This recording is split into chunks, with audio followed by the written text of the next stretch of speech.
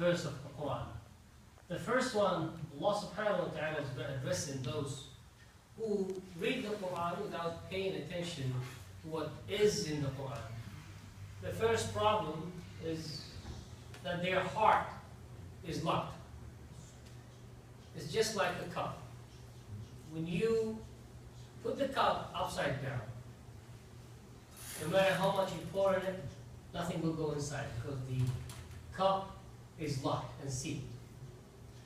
And in the other verse, Allah subhanahu wa ta'ala said, وَلَوْ كَانَ مِنْ عِنْدِ غَيْرِ اللَّهِ لَوَجَدُوا فِيهِ اخْتِلَافًا كَثِيرًا. And if it was revealed from anyone but Allah Azza wa Jal, they would find a lot of differences.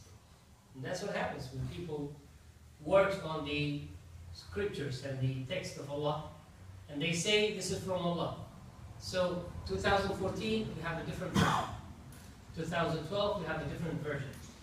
2010 we have a different version, because the person who worked in that book is not the same person who worked in the other version.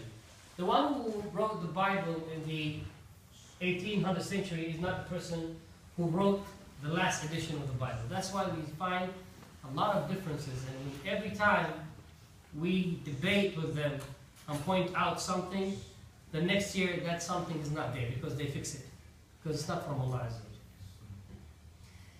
The examples of Allah subhanahu wa ta'ala put in the Qur'an reflects in our life.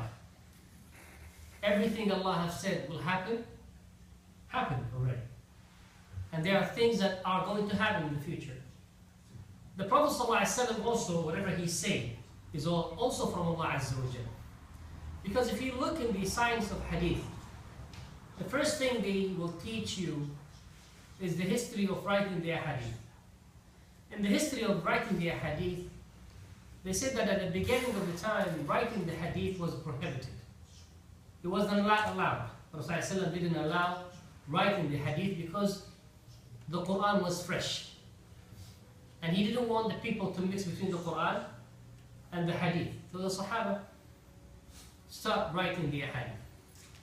Except for one Sahabi. Everything Prophet ﷺ says, he writes it down. And that Sahabi is Abdullah ibn Amr ibn al-As. So the companion of the Prophet ﷺ came to him. He said, Ya Abdullah, Ya Amr, Ya ibn Amr, you are writing everything the Prophet ﷺ is saying. And we all know that the legislator is Allah and the Prophet ﷺ. He relates the rules, he relates the shara'i, he relates to us the judgments of things. So they said, Ya Abdullah, you're writing everything. And Rasul ﷺ can be subjected to any mood change. Maybe he gets upset or angry, and he says things. If you write them, this is a ruling you're writing there. It will be a sharia for us. So with that, Abdullah ibn Amr al-As went to the Prophet ﷺ. And he said, Ya Rasulullah, I was writing the things you say, and the Sahaba have told me that you might one day become upset, and whatever I write at that moment will be a legislation for the Ummah. So what should I do? The Prophet ﷺ looked at him and said, Ya Abdullah, write. There is nothing comes out from this mouth except the haqq. And that's why Allah subhanahu wa ta'ala said, لَا يَنطِقُ عَنِ الْهَوَى. He doesn't say anything out of his own feelings or his own concern. Everything he says comes from Allah Azza wa Jal. Anas ibn Malik, in this very sound and authentic hadith, said, I will tell you a hadith that you will never hear about from anyone after me. No one will tell you a hadith like this one. He said, one of the conditions and the signs of the last hour, or the days of judgment, that the knowledge will be suppressed. The amount of knowledge will be decreased. The question is, does that mean that the number of the book in the libraries of Islam will decrease? The answer is not. No. The decrease of knowledge happens when Allah subhanahu wa ta'ala takes those who bear the knowledge. Those who are considered knowledgeable people, Allah subhanahu wa ta'ala will start taking them one after another. That explains the other hadith. The Rasul said in that hadith that the knowledge will be decreased, and that will be by the death of the scholars. And then after that, people will not find anyone to appoint to teach them until they start appointing the people who does not even have the knowledge. What is happening today? Anyone knows the hadith? Is alim today. May Allah not test us. Now, the continuous part of this hadith, he said that the knowledge will be suppressed. The ignorant will spread. And for 50 women, there will be one man equal to them, or taking care of them. Now, you'll say, okay, we get the first part. What about the second part, where the number of women will be more than the men? If you look at the statistic around you, like a few years ago, I was reading an article, I think it was in the late 90s and the beginning of this millennium. There was a debate in Egyptian newspaper about the number of the men compared to the women. So they were saying that the number of the women became 4 to 1. A few years later, the gap was bigger, 6 to 1. In Morocco, the number is 15 to 1. The surprise is that in Russia, it's 50 to 1. Rasul does not say anything that has nothing to do with what we see. You see, there's a very specific hadith. It's also one of the hadith that is considered to be sound and agreed upon between the two alim of hadith, Bukhari and Muslim. And he said that in that hadith, that there will be a time that two group of people who call for the same cause. They both say La ilaha illallah and they both kill each other. Look today at what happens in the world.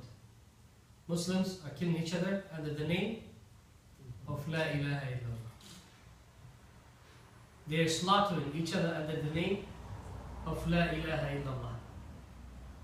In Libya, they're killing each other under the name of La ilaha illallah. Recently in Yemen, 13 young men were slaughtered. Slaughtered. You see, when we slaughtered the sheep that Allah subhanahu wa ta'ala decreed upon us to be a aqidah and religion, we covered the eye of the sheep, we laid down, Bismillah Allahu Akbar, we slaughtered. And we are ordered to have the knife to be sharp, so we don't hurt the sheep. Under the name La ilaha illallah, they slaughtered those young men, and each one is waiting for his turn and looking at the person before him slaughtered. In Libya, they got so innovative that they found that slaughtering by knife is merciful and fast. So they decided to take a plastic, the gallon plastic, shave it like a knife, and they slaughtered the people with that. All under the name of La ilaha illallah. Last year in Pakistan, a person bombed a masjid, and more than 150 people, Muslim people, died. Same happened in Afghanistan. All under the name of La ilaha illallah. In Egypt, in Rab'a, many people were killed under the name of saving the Islam from the extremists.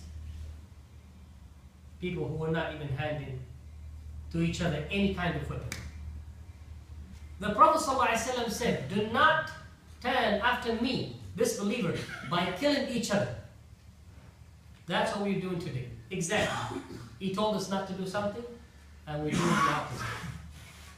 If I keep on going with you with the hadith of the things that will happen in the future, you will see that everything the Rasul said is happening.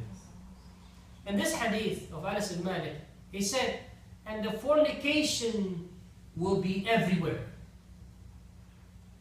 This hadith is related to another hadith. Look how the hadith work with each other and explain each other. And the other hadith said, the fornication will be everywhere to the extent a person will see two individuals practicing the fornication, and they will tell them, the best of them will tell them, get a room. Today this is happening. When the zina is performed, people, they don't have a problem with the zina itself. No. It's just like, just do it somewhere else. Under the name of privacy. Today, Muslim countries have endorsed the law. If the person is doing the zina by his own will, it's okay. Because they are in the legal age. You cannot press charges. It is so sad. But that what the Prophet ﷺ said. And he said, and the haraj. And haraj will be a lot. What is the haraj, Ya Rasulullah? He said that a person will be killing someone he doesn't know why he killed him. And the person will be killed and he doesn't know why he was killed. I can't forget what I have seen in Egypt last year. A very young lady. She was in her 18 or 20 maximum. She was taking pictures. Innocent student. Like any of your daughters. And she got a bullet that came throughout her heart.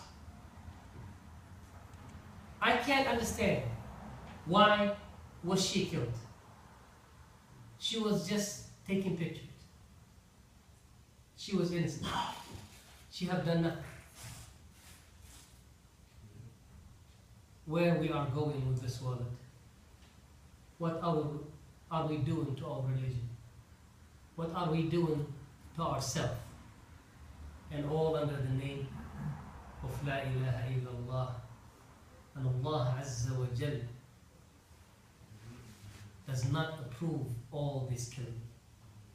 And this is not Islam. The agenda was written by someone, and we were not even smart enough to read the agenda and realize that this was a trap.